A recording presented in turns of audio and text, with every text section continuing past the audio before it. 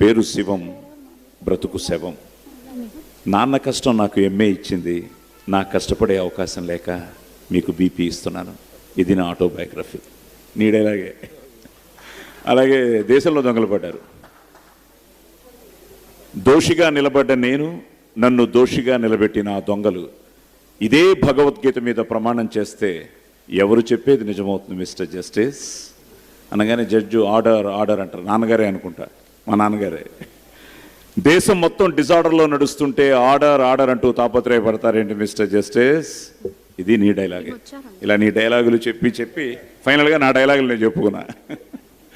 So అలాగే నేను ఎప్పుడు చెప్తున్నా, 2 కళ్ళు అని. సుమన్ అయితే సుమన్ తర్వాత మళ్ళీ రాజశేఖర్.